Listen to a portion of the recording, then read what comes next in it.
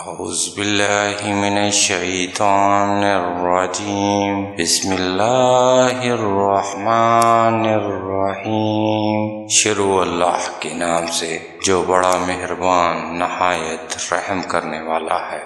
اور بے شک ہم نے پیدا کیا تمہیں پھر خاص شکل و صورت بنائی تمہاری، یعنی بے شک ہم نے پیدا کیا انسان کو گنگناتی ہوئی مٹی سے جو پہلے سیاہ بدبودار گارا تھی، اور جان کو ہم نے پیدا فرمایا اس سے پہلے ایسی آگ سے جس میں دھواں نہیں تھا۔ اے میرے پیارے محبوب، یاد فرماؤ جب آپ کے رب نے کہا تھا فرشتوں کو میں پیدا کرنے والا ہوں بشر کو گنگناتی مٹی سے جو پہلے سیاہ بدبودار کیچڑ تھی، تو جب میں اسے درست فرما دوں اور پھونک دوں اس میں خاص روح اپنی طرف سے، تو گر جانا اس کے سامنے سجدہ کرتے ہوئے۔ سجدے میں گر گئے فرشتے سارے کے سارے سوائے ابلیس کے۔ اس نے انکار کر دیا کہ وہ سجدہ کرنے والوں کے ساتھ ہو۔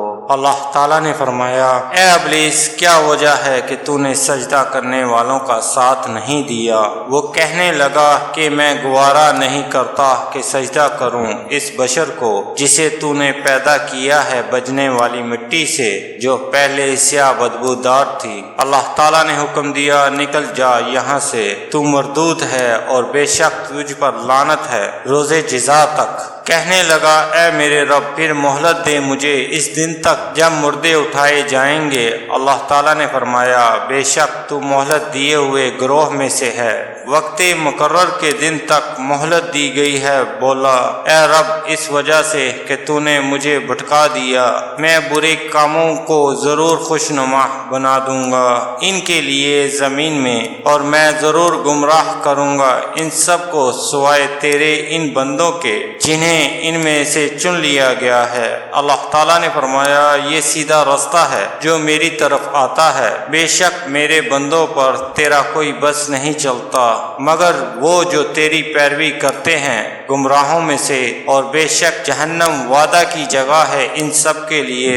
اس کے 7 دروازے ہیں، ہر دروازے کے لیے ان میں سے ایک حصہ مخصوص ہے۔ اور پھر اللہ سبحانہ تعالیٰ نے فرمایا، اے آدم، تم اور تمہاری بیوی جنت میں رہو اور کھاؤ جہاں سے چاہو، مت نزدیک جانا اس خاص درخت کے، ورنہ تم دونوں ہو جاؤ گے اپنا نقصان کرنے والوں سے۔ پھر وسوسہ ڈالا ان کے دلوں میں شیطان نے تاکہ بے پردہ کر دے ان کے لیے جو ڈھانپا گیا تھا ان کی شرمگاہوں سے، اور کہا کہ نہیں منع کیا تمہیں تمہارے رب نے اس درخت سے مگر اس لیے کہ کہیں نہ بن جاؤ تم دونوں فرشتے، یا کہیں نہ ہو جاؤ ہمیشہ زندہ رہنے والوں سے۔ اور قسم اٹھائی ان کے سامنے کہ تم دونوں کا خیر خواہ ہوں، بس شیطان نے نیچے گرا دیا ان کو دھوکے سے۔ پھر جب دونوں نے چکھ لیا درخت سے تو ظاہر ہو گئیں ان پر ان کی شرمگاہیں، اور چپکانے لگے اپنے بدن پر جنت کے پتے، اور ندا دی انہیں ان کے رب نے، کیا نہیں منع کیا تھا میں نے تمہیں اس درخت سے، اور کیا نہ فرمایا تھا تمہیں کہ بلا شبہ شیطان تمہارا کھلا ہوا دشمن ہے۔ دونوں نے عرض کی، اے ہمارے پروردگار، ہم نے ظلم کیا اپنی جانوں پر، اور اگر نہ بخشش فرمائے تو ہمارے لیے تو نہ رحم فرمائے ہم پر، تو یقیناً ہم نقصان اٹھانے والوں سے ہو جائیں گے۔